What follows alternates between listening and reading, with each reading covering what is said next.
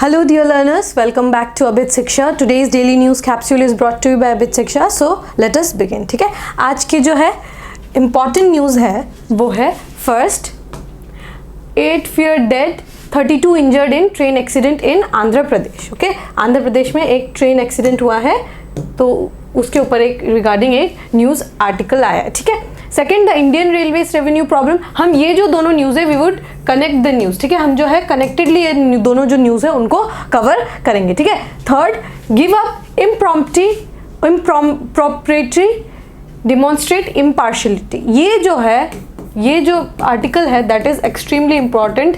We have to cover it in detail. ठीक है, तो ये इंपॉर्टेंट न्यूज़ हो जाता है. This news is regarding speaker of the parliament, मतलब parliament and the both the legislative assemblies. ठीक है, स्पीकर को लेकर जो है ये न्यूज़ आया है. ठीक है, and last news for today, developed countries to overshoot carbon emission goals says study. तो ये भी इन्वायरमेंट के पर्सपेक्टिव से काफ़ी ज़्यादा जो है इंपॉर्टेंट न्यूज़ है. तो आज की जो न्यूज़ जो है आर्टिकल्स कम है बट जो इसका जो वेटेज है क्वेश्चन आने का चांसेस भी है वो काफ़ी ज़्यादा है. ठीक है, तो फर्स्ट से शुरू करते हैं.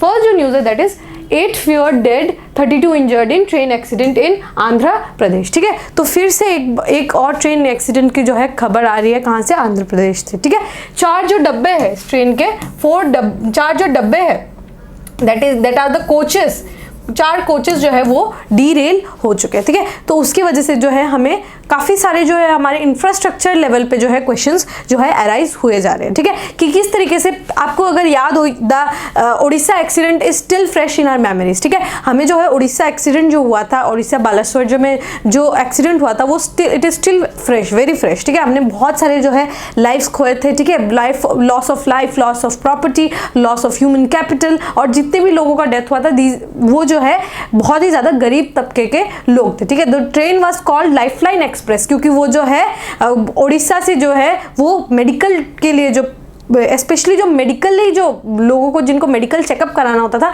वो ये ट्रेन का इस्तेमाल करते थे. ठीक है, तो वो लाइफलाइन एक्सप्रेस का जो है इस तरीके से दुर्घटना या फिर जो आप कहते हैं जो एक्सीडेंट हो गया था that was very shocking, that was very distressing and very saddening news. ठीक है, तो उसी तरीके से जो है ये विशाखापट्टनम के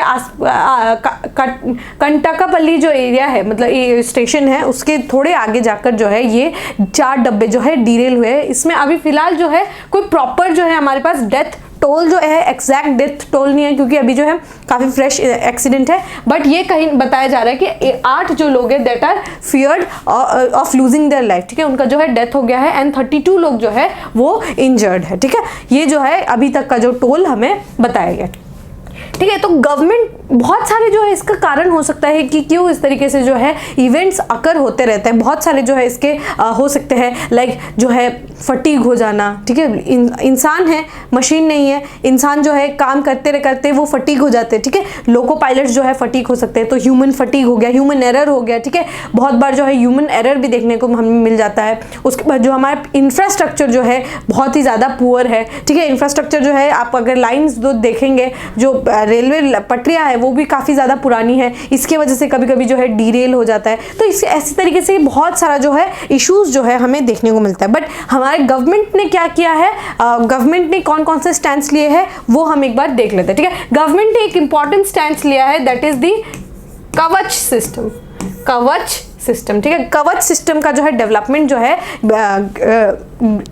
जो गवर्नमेंट है उन्होंने किया था. किस तरीके से, ये लेट्स सपोज करते हैं ये एक ट्रैक है. ठीक है, अगर ये ट्रैक में जो है दोनों तरफ से अगर ट्रेन आ रही है, अगर दोनों तरफ से ट्रेन आ रही है और अगर कवच सिस्टम है, अगर दोनों तरफ से जो है ट्रेन आ रही है और कवच सिस्टम जो है वो है, तो ये जो दोनों ट्रेन्स है वो दोनों को कोलाइड नहीं होने देगी, वो रोक देगी. ठीक है, तो ये ट्रेन ये जो टेस्टिंग है ये भी जो है गवर्नमेंट जो ऑनरेबल मिनिस्टर है, यूनियन मिनिस्टर, वो खुद ट्रेन में जाके बैठ के उन्होंने ये कवच सिस्टम का जो है टेस्ट किया है. बट इसको इंस्टॉलेशन में जो है काफ़ी सारा समय लगेगा और इसके लिए जो है खर्चे भी काफ़ी ज़्यादा आएंगे. ठीक है, बट हमें ये भूलना नहीं है कि जो है because railways are the backbone of the country. Railways are the backbone of the country. ठीक है, रेलवेज को जो क्या बोला जाता है, बैकबोन ऑफ द कंट्री. इसमें जो है जो 80% जो लोग हैं वो ट्रैवल करते हैं थ्रू रेलवे, ठीक है। अभी भी जो है 80% of people they travel through railway. तो रेलवे का जो है क्योंकि इतना एक्सटेंसिव नेटवर्क है, इतना लार्ज नेटवर्क है ऑल ओवर इंडिया, आप कहीं पे भी जाइए कहीं ना कहीं आपको आसपास में रेलवे स्टेशन जरूर मिल जाएगा। इसीलिए क्योंकि इतना एक्सटेंसिव है, उसका सेटअप इतना एक्सटेंसिव है, इसीलिए रेलवे को क्या बोला जाता है, बैकबोन ऑफ द इकोनॉमी, ठीक है। पैसेंजर कैरिंग और फ्रेट, जो मालगाड़ी बोलते हैं जिसको, फ्रेट कैरिंग में भी जो है इस तरीके का जो है रेलवेज का जो है इंपॉर्टेंस बहुत ज़्यादा है, ठीक है। तो ऐसे जो एक्सीडेंट है वो कहीं ना कहीं जो है बहुत ही ज़्यादा सैडनिंग और बहुत ही ज़्यादा हॉरिफिक हो जाता है, ठीक है। तो गवर्नमेंट ने क्या क्या स्टैंड्स लिए हैं वो देखते हैं, ठीक है। रेलवे एक्सीडेंट को जो है रोकने के लिए क्या क्या उन्होंने स्टेप्स लिए, ठीक है। पहला जो है राष्ट्रीय रेल संरक्षा कोष, ठीक है, एक फंड बनाया है, सेफ्टी फंड, ठीक है। इसमें कितना कॉर्पस रखा है, 1 लाख करोड़ रुपए का, 1 लाख करोड़ रुपए का जो है कॉर्पस, यहाँ पे जो है कॉर्पस जो है उन्होंने रखा है, कौन से में, राष्ट्रीय रेल संरक्षा कोष, ठीक है। This is a safety fund. इसमें कितना कॉर्पस है, 1 लाख करोड़ रुपए का, ठीक है। टेक्निकल अपग्रेडेशन, टेक्नोलॉजिकल जो है अपग्रेडेशन किससे क्या है, वाया इंस्टॉलिंग कवच, ठीक है। It is an indigenously developed automatic train protection, ATP, automatic train protection, ठीक है। ये जो है इंस्टॉल किया गया है, इट इज डेवलप्ड इंडिजिनियसली, ठीक है। ये जो है इंडिया में ही जो है इसका जो है डेवलपमेंट किया गया, ठीक है। LHB design coaches, LHB design coaches किस तरीके से होते हैं, लाइटर होते हैं, सेफर होते हैं, किसके लिए होते हैं, मेल और एक्सप्रेस ट्रेन के लिए जो है LHB कोचेस जो है डिजाइन किया गया है। और ये कोचेस जो है ये जर्मन बेस्ड टेक्नोलॉजी के थ्रू जो है बनाया गया है, क्योंकि इसमें जो है क्योंकि ये लाइट होते हैं इसीलिए इसका हायर स्पीड भी होगा और लॉन्गर सर्विस भी ये लोग प्रोवाइड कराते हैं, ठीक है। जो ICF डिजाइन जो है, पुराने जो आपको अगर पुराने ट्रेन याद हो तो उसमें क्या होता था, ICF कोचेस, बट अब जो है ज़्यादातर जो मेल और एक्सप्रेस ट्रेन है उसमें LHB कोचेस जो है वो हमें देखने को मिलता है, ठीक है। एक और क्या है, GPS बेस्ड फॉग पास डिवाइस, ठीक है। तो ठंडों के दिनों में आपको मालूम होगा कि बहुत ज़्यादा जो है कोहरा जो होता है, फॉग के वजह से विजिबिलिटी जो है काफ़ी कम हो जाती है ट्रेन की, ठीक है। रात हो या फिर अर्ली मॉर्निंग के समय, उस समय लेट्स सपोज करते हैं हिमालयन कोई स्टेट है, ठीक है, हिमालयन कोई स्टेट है, अगर वहाँ पे ट्रेन जाना हो, क्योंकि ठंडे के दिन है, फॉग बहुत ज़्यादा है, तो विजिबिलिटी जो है बहुत रिड्यूस हो जाती है, और जब विजिबिलिटी रिड्यूस होगी तो एक्सीडेंट के चांसेस जो है मल्टीफोल्ड हो जाते हैं, ठीक है। तो इसीलिए जो है GPS बेस्ड फॉग पास डिवाइस, ठीक है, ये बहुत ज़्यादा इंपॉर्टेंट हो जाता है, ठीक है, ताकि लोको पायलट जो है जो चला रहे हैं उनको जो है सिग्नल मिलते रहे, या फिर क्रॉसिंग गेट का जो है सिग्नल जो है उनको अच्छे से आराम से मिलते रहे, ठीक है। तो ये रेलवेज ने जो है ये किया था। इसके साथ ही जो है नेक्स्ट न्यूज़ जो है वो भी इंडियन रेलवेज के ऊपर ही है, the Indian railway revenue problem, ठीक है। इंडियन रेलवे का जो है रेवेन्यू का क्या प्रॉब्लम है, हम दोनों जो न्यूज़ है उनको एक साथ कवर करेंगे, ठीक है। तो इसमें जो है controller and auditor general CAG का एक रिपोर्ट आया, ठीक है। कैग का एक रिपोर्ट क्या उन्होंने जो है पार्लियामेंट में 8 अगस्त को जो है टेबल क्या था, उसमें क्या बोला गया था, लॉस कितना, heavy losses of 68,269 crore rupees, ठीक है। 68,269 करोड़ रुपीज जो है, इतना जो पैसा जो है लॉसेस में किया था, किसके थ्रू, पैसेंजर ट्रेन्स, ठीक है। पैसेंजर ट्रेन्स में इतने हजार करोड़ का जो है लॉस हमें देखने को मिला, ठीक है। तो लेट अस अंडरस्टैंड, 2 तरीके के ट्रेन्स होते हैं। ट्रेन्स आपको मालूम है 2 तरीके के होंगे, एक तो होता है पैसेंजर ट्रेन जिसमें आप और हम जो है जिसमें ट्रेवल करते हैं, ठीक है। एक हो गया आपका पैसेंजर ट्रेन, एक हो गया आपका फ्रेट इज मालगाड़ी, ठीक है। फ्रेट जो है वो मालगाड़ी, ठीक है। ये जो है पैसेंजर ट्रेन जो है ये हमेशा जो है लॉसेस में रहती है, ठीक है। ये जो पैसेंजर ट्रेन जो है ये ज़्यादातर जो हमने जितने भी देखा है वो ज़्यादातर जो है लॉसेस में रहती है, ठीक है। फ्रेट जो ट्रेन्स है ऑन द अदर हैंड ये जो है प्रॉफिट, बहुत ज़्यादा ही प्रॉफिट कमाती है, ठीक है। ये प्रॉफिटेबल है, फ्रेट का बिजनेस जो है वो प्रॉफिटेबल है, बट पैसेंजर का जो बिजनेस है वो लॉस में चलता है, ठीक है। क्योंकि हमें जो है इफ़ यू सी, हम लोग जो है सीनियर सिटीजन को बहुत ज़्यादा जो है रिड्यूस प्राइस में हम जो रेलवे के जो वर्कर्स हैं उनके लिए हम फ्री टिकट्स रखते हैं, हम जो है आर्मी पर्सनल्स के लिए अलग सा डब्बा अगर हम लोग रखते हैं, तो कहीं ना कहीं ये जो है, और हमारे जो रेलवेज़ के जो टिकट के प्राइसेस है वो भी काफ़ी ज़्यादा हद तक जो है बहुत ही चीप एंड अच्छा जो क्वालिटी हम प्रोवाइड कराते हैं, तो वो जो है कहीं ना कहीं इसकी वजह से जो है पैसेंजर ट्रेन को जो है बहुत ज़्यादा लॉसेस में जाना चाहता है। ऑन दी अदर हैंड जो मालगाड़ी होती है जिसमें आलू वगैरह जो खाने के वेजिटेबल्स हो गया, कोयला हो गया, ये सब जो आता है उसमें हमें काफ़ी अच्छा प्रॉफिट देखने को मिलता है।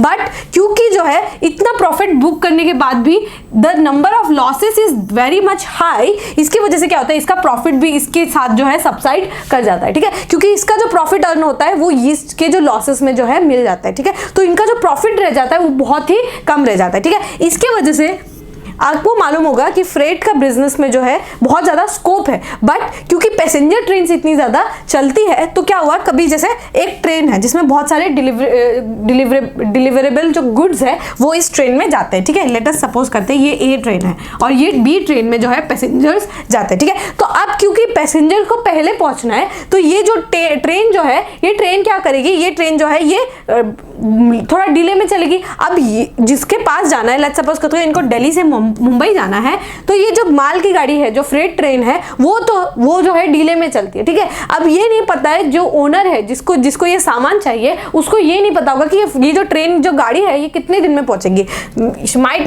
Take 10 days, it might take 20 days, ये किसी को मालूम नहीं है, ठीक है, कितना डिले करेगी। इसीलिए जो है ये फ्रेट का बिजनेस जो है काफी ज्यादा कम हो गया, बहुत ज्यादा डिमिनिश कर गया। अब लोग फ्रेट से जो है चेंज करके now they are moving towards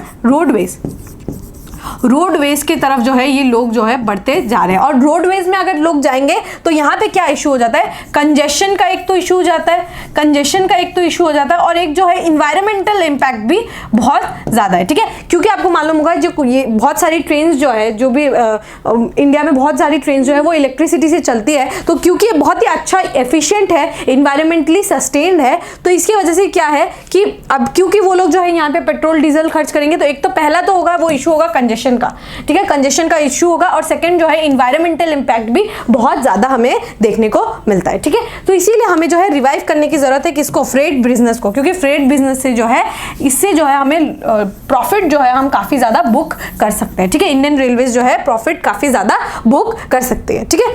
और एक टॉपिक है यहाँ पे ऑपरेटिंग रेशियो, आपको ये याद रखना है, प्रीलिम्स के लिए इंपॉर्टेंट है, ऑपरेटिंग रेशियो आ सकता है, ठीक है। ऑपरेटिंग रेशियो क्या है, इंटरनल एफिशिएंसी का एक बेंचमार्क है। इससे जनरली हमें क्या पता चलता है कि एक इंसान, एक कंपनी है, उसको कितने पैसे खर्च करने पड़ते हैं 100 रुपये अर्न करने के लिए, ठीक है। 100 रुपये अर्न करने के लिए कितने पैसे खर्च करने पड़ते हैं, जितना कम पैसा उनको खर्च करना पड़े उतने ही ज़्यादा हेल्दी होगा वो ऑर्गेनाइजेशन या फिर वो कंपनी, ठीक है। तो इसमें क्या पता चलता है कि रेलवेज को 98 रुपीज़ खर्च करना पड़ता है 100 रुपये कमाने के लिए, ठीक है। ये काफ़ी ज़्यादा बड़ा नंबर है, क्योंकि लॉसेस उतने ज़्यादा है। इसकी वजह से क्या है, उनको 98 रुपीज़ खर्च करना पड़ता है 100 रुपये कमाने के लिए। तो ऑलमोस्ट सिर्फ इनका जो प्रॉफिट है वो 2 रुपये का ही रह जाता है। तो इसको क्या है, अब गवर्नमेंट ने जो इस साल के बजट में ये अनाउंस किया कि हम जो है ये लॉसेस को कमाकर 96 रुपये तक लाना चाहते हैं, ठीक है, ताकि जो है हमें जो अर्निंग हो वो थोड़ा ज़्यादा हो, ठीक है। तो ये आपको याद रखना, ऑपरेटिंग रेशियो क्या होता है, 100 रुपये कमाने के लिए कितना रुपये खर्च कर रहे हैं, ठीक है। तो रेलवेज का जो है काफ़ी ज़्यादा जो लॉसेस है वो काफ़ी ज़्यादा देखने को मिला है। इनफैक्ट इन कोविड के टाइम पे जो है लॉसेस और ज़्यादा जो है हमें देखने को मिला था, क्योंकि जो है हमें जो है लोगों को जो है माइग्रेंट वर्कर्स है उनको जो है ये प्रोवाइड कराना था फैसिलिटीज़ ड्यूरिंग कोविड टाइम्स, इसीलिए जो है उस समय हमें लॉसेस काफ़ी ज़्यादा देखने को मिला था। In fact it was around 108 rupees, ठीक है। 100 रुपये कमाने के लिए हमें जो है 8 रुपये ज़्यादा डालना पड़ता था, ठीक है। तो ये कोविड के समय, but now it has come down, अब जो है 98 रुपीज़ है 100 रुपये कमाने के लिए, ठीक है। ये याद रखना है आपको, लॉसेस हो रहे हैं, बट हमें ये भी नहीं भूलना है कि जो ट्रेन जो है पैसेंजर ट्रेन जो है, दीज आर लाइफलाइन। अभी भी जो लोग हैं 80% लोग जो है अभी भी वो प्रिफर करते हैं किसका, ट्रेन में सफ़र करना अभी भी हम प्रेफर करते हैं ओवर एयरपोर्ट्स। और आप सोचिए ना, अगर माइग्रेंट वर्कर्स हैं उनके पास कहाँ से पैसे होंगे कि वो फ्लाइट बुक कर ले, ठीक है। फ्लाइट बुकिंग का पैसा कहाँ से उनके पास उतना अफोर्डेबल होगा, ठीक है। तो उनके पास जो है सबसे चीप और अच्छा ऑप्शन और अफोर्डेबल ऑप्शन क्या रह जाता है, ट्रेन लाइन, ठीक है। तो ट्रेन लाइन जो है वो उनके लिए अफोर्डेबल ऑप्शन रह जाता है। तो हमें जो है बैलेंस बनाने की ज़रूरत है और फ्रेट जो बिजनेस है उसको बूम करने की ज़रूरत है, ठीक है। ये आपको टॉपिक समझ में आ गया, चलिए आगे बढ़ते हैं, ठीक है। ये जो आर्टिकल है ये काफ़ी ज़्यादा इंपॉर्टेंट है, I will give it 3 stars because बहुत ही ज़्यादा इंपॉर्टेंट टॉपिक है। ये आपके प्रीलिम्स में आ चुका है और बार बार आते रहेगा, ठीक है। The topic is give us impropriety demonstrate impartiality. ये किसके रिगार्डिंग है? स्पीकर के रिगार्डिंग है, स्पीकर ऑफ द हाउस के रिगार्डिंग है, ठीक है। तो इसमें क्या न्यूज़ में ये आया है कि आपने देखा होगा हमारा जो स्पीकर है, स्पीकर साहब जो है that is a constitutional body है, ठीक है। वो एक कॉन्स्टिट्यूशनल पोस्ट है, sorry it is a constitutional post, ठीक है। स्पीकर का जो पोस्ट है it is a constitutional post, ठीक है। तो ये जो टॉपिक है इसमें जो है बार बार जो है ये न्यूज़ में बना रहता है, ठीक है। क्यों बना रहता है? क्योंकि यहाँ पे देखने को मिलता है क्योंकि ये कॉन्स्टिट्यूशनल पोस्ट है, इनके पास जो है बहुत ज़्यादा पावर्स है, ठीक है। इनका जो मेन दो पावर्स है that is first is money bill जो है डिक्लेयर कौन करते हैं? Who considers it as money bill. Money bill declare करने का पावर भी किसके पास है? स्पीकर के पास है। और एंटी डिफेक्शन का पावर भी जो है वो भी किसके पास है? स्पीकर के पास है। तो ये जो है क्योंकि legislature is the temple of democracy, legislature is the temple of democracy, इसीलिए उनके पास जो है ऐसा बहुत ही ज्यादा इनडेटेड पावर जो है किसको दिया जाता है? हमारे ऑनरेबल स्पीकर को, ठीक है। तो ऑनरेबल स्पीकर को क्या दिखाना चाहिए? इम्पार्शियलिटी दिखाना चाहिए। ये टॉपिक में यही है। यूपीएससी 2020 के मेंस में भी एक क्वेश्चन आया था, once a speaker always a speaker बोलकर, ठीक है। Once a speaker always a speaker, ठीक है। वो जो है इसीलिए स्पीकर के ऊपर जो है आप एवरी ईयर जो है कहीं ना कहीं एवरी 2 ईयर्स या एवरी ऑल्टरनेट ईयर्स में आप जो है एक बार क्वेश्चन जरूर देखेंगे, ठीक है। तो स्पीकर का जो पावर्स है ये आपको मालूम है कहाँ कहाँ हम स्पीकर इन लोकसभा, चेयरमैन इन राज्यसभा, ठीक है। इसी तरीके से स्टेट लेजिस्लेटिव असेंबली और स्टेट लेजिस्लेटिव काउंसिल में जो है वो उनको देखने को मिलता है, ठीक है। ये आपको समझ में आ गया। अब क्या बात है कि यहाँ पे जो महाराष्ट्र में जो है एक केस आया है कि बहुत सारे जो है डिफेक्शन का केसेस जो है उन्होंने जो है दे दिया है, ठीक है। बहुत सारे जो एक पार्टी है वहाँ पे जो है डिफेक्शन का जो है केसेस जो है हमें देखने को मिला है, ठीक है। इस पॉलिटिकल एंगल में नहीं जाना है बट हमें जो है जो कॉन्स्टिट्यूशनल एंगल है उसके थ्रू जो है हमें एनालिसिस करना है, ठीक है। तो हमारे पास क्या गैप्स है अगर हम देख सकते हैं यहाँ पे जो है इस टॉपिक में काफ़ी अच्छे तरीके से लिखा था, बट हमें जो है पॉलिटिकली नहीं देखना बट इसको हमें कॉन्स्टिट्यूशनली हमें उस एंगल से देखना है, ठीक है। तो जो कॉन्स्टिट्यूशनली इंपॉर्टेंट पार्ट्स है मैं वो आपको यहाँ पर लिख के लाई हूँ, ठीक है। तो यहाँ पे क्या होता है क्योंकि स्पीकर के पास अथॉरिटी होता है टू कंसिडर द बिल, ठीक है, कंसिडरेशन ऑफ बिल, ठीक है। ये भी पावर किसके पास होता है? ऑनरेबल स्पीकर के पास होता है। और किस बिल को जो है पार्लियामेंट्री स्टैंडिंग कमेटी के पास भेजना है वो पावर भी किन के पास होता है? ऑनरेबल स्पीकर के पास होता है, ठीक है। ये आपको समझ आ गया। अब कोई भी बिल है, लेट्स सपोज करते हैं कोई एक XYZ बिल है, ठीक है, XYZ, ठीक है। ये XYZ बिल क्या करता है? यहाँ से जो है कोई भी काम करने के लिए लेट्स सपोज करते हैं जो हम लोगों ने कल डिस्कस किया था जो IPC के जो बिल्स है उनको चेंज करना है, ठीक है। तो ये पावर किसके पास है कि वो बिल जो है पार्लियामेंट्री स्टैंडिंग कमेटी के पास भेजे, वो पावर किसके पास है? वो पावर स्पीकर साहब के पास है, ठीक है, ऑनरेबल स्पीकर साहब के पास है। तो ऑनरेबल स्पीकर साहब अगर चाहे तो ये जो बिल है इनको पार्लियामेंट्री स्टैंडिंग कमेटी के पास भेज सकते हैं और अगर उनका मन ना हो तो ये भी वो कर सकते हैं कि वो पार्लियामेंट्री स्टैंडिंग कमेटी के पास ना भेजे वो बिल, ठीक है। तो ये एक पावर है, ठीक है, ये एक पावर है क्योंकि यहाँ पे जो है स्पीकर जो होते हैं वो इनवेरिएबली जो रूलिंग पार्टी होते हैं वहां से निकल के आते हैं, ठीक है। वहां से जो है वो उनको वहां से जो है इलेक्ट किया जाता है, ठीक है, वहां से जो है वो इलेक्ट किया जाता है। तो कभी कभी ऐसे चांसेस हो सकते हैं कि जो रूलिंग पार्टी के वो फेवर में जो है बोले, ठीक है, वो जो है काम जो है रूलिंग पार्टी के फेवर में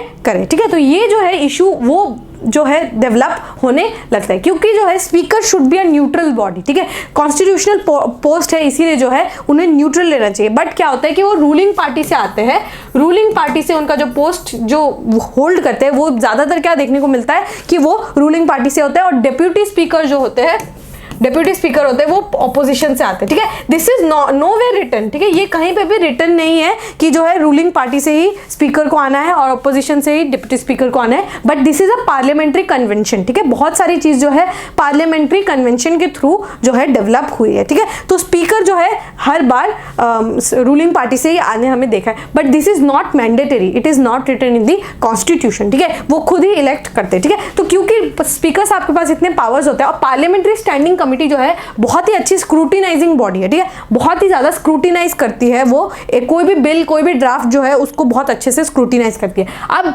क्योंकि स्पीकर साहब जो है वो किसी एक पर्टिकुलर पार्टी से आते हैं तो देयर कुड बी चांसेस ना कि वो जो है बायस्ड डिसीजन ले, ठीक है, बायसनेस जो है हमें देखने को मिल सकता है, ठीक है। तो उसकी वजह से जो है स्पीकर को क्या करना चाहिए, स्पीकर शुड बी न्यूट्रल, ठीक है। तो किसको क्वालिफाई करना, किसको डिस्क्वालीफाई करना, किसका बिल कौन सा को एक्सेप्ट करना, किसको रिजेक्ट करना, किसको बोलने का चांस देना, किसको बिठाना, किसको वहां से रिमूव करना, पार्लियामेंट से रिमूव करना, ठीक है, डिफेक्शन लगाना, एंटी डिफेक्शन करना, ये सारा पावर्स जो है बहुत ही इंपॉर्टेंट पावर्स किसके पास है, स्पीकर साहब के पास है। अंडरस्टूड। तो इनके पास जो है इनको न्यूट्रल रहना बहुत ही ज्यादा जरूरत है, ठीक है। एक इंपॉर्टेंट केस जजमेंट जो है, ये जब हम स्पीकर पढ़ते हैं तो एक इंपॉर्टेंट केस का जजमेंट आता है, that is the Kihoto Hollohan case, ठीक है। कियोतो होलोहन केस जो है वो 1992 में आया था, जिसमें ये बोला गया था, 1992 में आया गया था कियोतो होलोहन केस। उसमें ये बोला गया था स्पीकर के पास जो है डिफेक्शन के पावर्स तो है, डिफेक्शन के पावर्स तो है स्पीकर साहब के पास, बट डिफेक्शन का जो है प्रोसीजर जो है वो it is still under the process of judicial review. आप जो है इसको जुडिशियल रिव्यू से इम्यून नहीं कर सकते। हाँ, आपको जहां आप जो स्टैंड ले रहे हैं that could be criticise, that could be taken into consideration, और जो है anti defection is under judicial review. इसको जो है आप जुडिशियली इम्यून नहीं कर सकते, ठीक है। समझ में आया? कियोतो होलोहन केस जो है काफ़ी इंपॉर्टेंट है। जब भी हम स्पीकर के बारे में पढ़ेंगे तब हमें कियोतो होलोहन के जो केस है उसको जो है हमें आंसर में लिखना ही लिखना है, ठीक है। और ब्रिटेन का जो है एक इम्पॉर्टेंट जो है कह सकते हैं it is a best practice जो ब्रिटेन ने डेवलप किया है, that is once a speaker always a speaker, ठीक है। Once a speaker always a speaker. कैसे? वो जो होते हैं, जो स्पीकर जो चुने जाते हैं वो क्या करते हैं, अपने पार्टी से रिजाइन कर देते हैं, ठीक है। लेट्स सपोज करते हैं कि कंजर्वेटिव पार्टी से जो है इस बार स्पीकर बने हैं, now that person would resign from conservative party, ठीक है। अब वो जो है इलेक्शन जो है खेलेंगे, वो जो इलेक्शन करेंगे वो किसके लिए करेंगे, for the post of speaker only, ठीक है, for the post of speaker only. अब जो वो इलेक्ट होंगे नेक्स्ट टाइम जब उनका इलेक्शन होगा, अगर वो जीत जाता है तो वो सिर्फ स्पीकर ही बनेंगे। अंडरस्टूड? जब वो रिजाइन कर देंगे तो सिर्फ और सिर्फ वो स्पीकर के पद के लिए ही जो है वो अप्लाई कर सकते हैं, ठीक है। वो इलेक्शन जो है स्पीकर के पद के लिए ही कर सकते हैं, वो दूसरा किसी भी पद के लिए नहीं कर सकते। इसीलिए क्या बोल जाता है, if in Britain if once a speaker becomes a speaker then वो री इलेक्ट किसके लिए हो पाएंगे, सिर्फ और सिर्फ स्पीकर के पद के लिए ही जो है री इलेक्ट हो पाएंगे। इससे क्या होगा, एक न्यूट्रलिटी जो है मेंटेन होगा, ठीक है।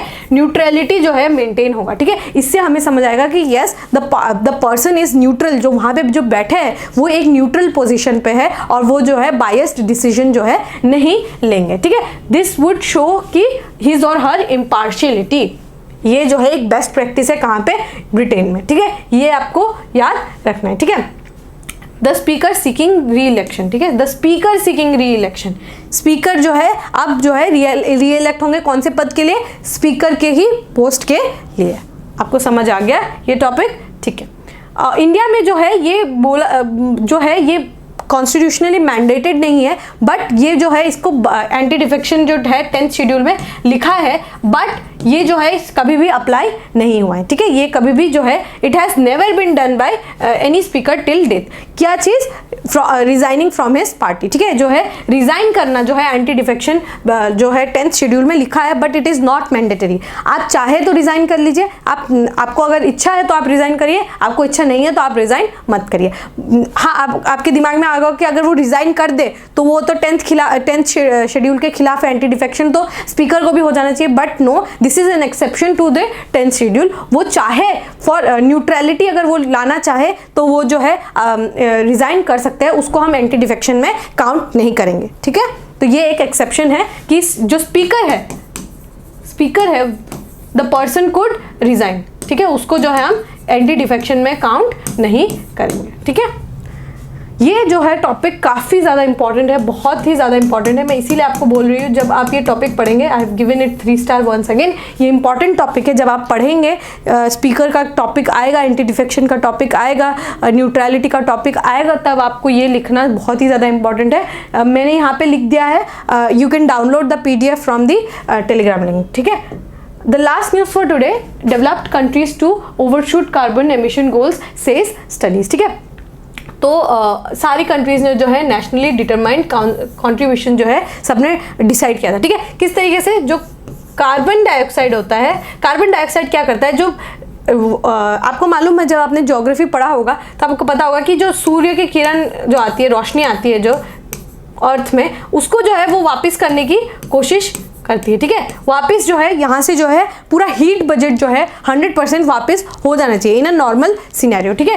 अब जो है यहाँ से हीट आई और ये हीट जाने को लगी, ठीक है। वापस जो है शाम को जो है जैसे ठंडा हो जाता है तो ये हीट वापस बाहर भेज देती है, ठीक है। वापस जब बाहर भेज देती है, जब वापस भेजने वाली होती है तो क्या होता है, कार्बन डाइऑक्साइड की वजह से जो है और बहुत सारे जो ग्रीन हाउस गैसेस की वजह से ये हीट जो है ट्रैप हो जाता है, ये हीट जो है ट्रैप हो जाता है। इससे क्या होता है कि ये जो है ग्लोबल वार्मिंग का जो है कॉन्सेप्ट को जन्म देता है, ठीक है। क्योंकि अब हीट वापस बाहर नहीं जा पा रही है, रेडिएशन जो है वापस स्पेस पे नहीं जा पा रहा है, इसकी वजह से क्या होता है यहाँ पे जो है, क्योंकि वो कैद हो जाती है, it is trapped in earth only, तो इससे क्या होगा कि ग्लोबल वार्मिंग हो जाता है, ठीक है। आपने अगर देखा होगा ग्रीन जो नर्सरीज होते हैं, ग्रीन हाउसेज होते हैं, जो वहाँ पे क्या होते हैं, वो कांच से घर बनाते हैं ताकि जो है अगर रोशनी जाए तो वो वापस आने में उसको मुश्किल हो जाती है, क्योंकि वो वापस नहीं आ पाती है कांच की वजह से। तो ये सेम इफेक्ट जो है कार्बन डाइऑक्साइड करती है, ठीक है। तो ये जो ग्लोबल वार्मिंग का जो है इशू को रिजॉल्व करने के लिए हर कंट्री ने अपना एक नेशनली डिटरमाइंड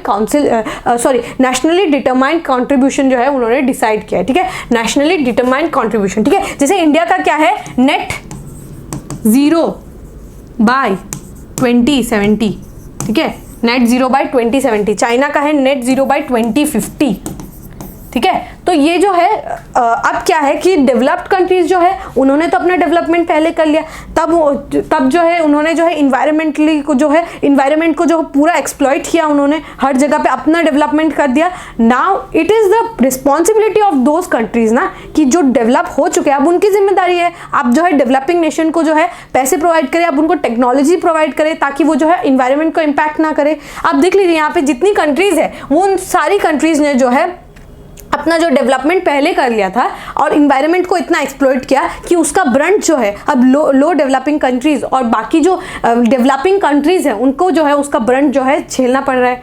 तो now what are they doing is, develop country जो है अपना जो गोल्स है, जो उन्होंने गोल्स भी डिटरमाइन किए हैं, उनको भी वो मिस करते हुए जा रहे हैं। लाइक फॉर एग्जांपल यूएसए ने क्या डिटरमाइन किया था कि वो जो है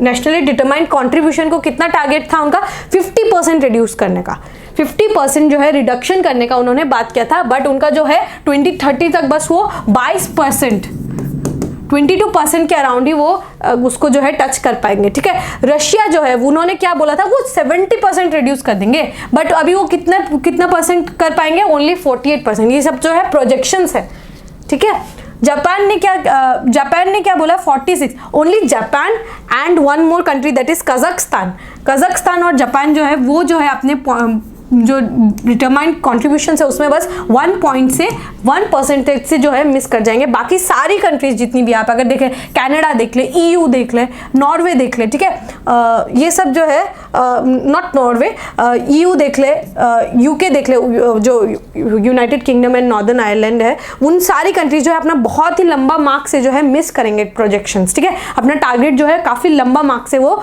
मिस करेंगे। ओनली 2 कंट्रीज जो है, एक आपका जापान, एक कजाकिस्तान, ठीक है, वो जो है मिस करेंगे बाय 1%, ठीक है। कजाकिस्तान का उन्होंने डिटरमाइन किया था कि वो 15% रिड्यूस करेंगे, बट उनका जो रिडक्शन है वो बस 14%, ठीक है, 1% से वो होगा, मिस करेंगे। और एक जापान है जिन्होंने ये बोला था कि वो 46% करेंगे, बट वो 45% पे ही जो है उनका प्रोजेक्शन जो है रह जाएगा, वो 1% मार्क्स से जो है मिस कर जाएंगे, ठीक है। But there are 2 developed countries जो है अपना मार्क्स को अचीव करेंगे।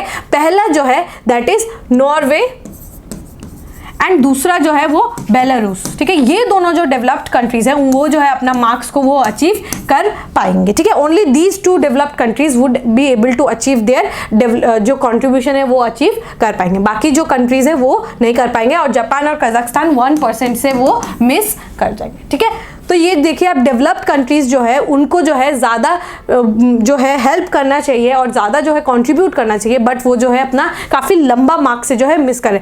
इनफैक्ट चाइना और इंडिया जो है they are doing more than all the developed countries. So we should be very proud of that, ठीक है। So with this we have come to end of today's daily news discussion. अगर आपको जो है Assam TET cum recruitment exam को clear करना है, then अभी शिक्षा has brought you this extensive course of paper 1, जिसमें हम पेडागोजी, असम जीके, इंग्लिश और जीएस एंड करंट अफेयर्स जो है आपका पूरा कराएंगे, ठीक है। Course fee is written here, आप जो है इस गिवन नंबर पे जो है कांटेक्ट कर सकते हैं, ठीक है। And you can use the code PD100 to avail a discount, ठीक है। आपको एक डिस्काउंट के लिए you can use the code PD100, ठीक है। सो with this we have come to end of today's daily news discussion. If you have liked this discussion, don't forget to give a like and write down in the comment section, and don't forget to join the Telegram link. The link is given below, ठीक है। Till then, take care and thank you.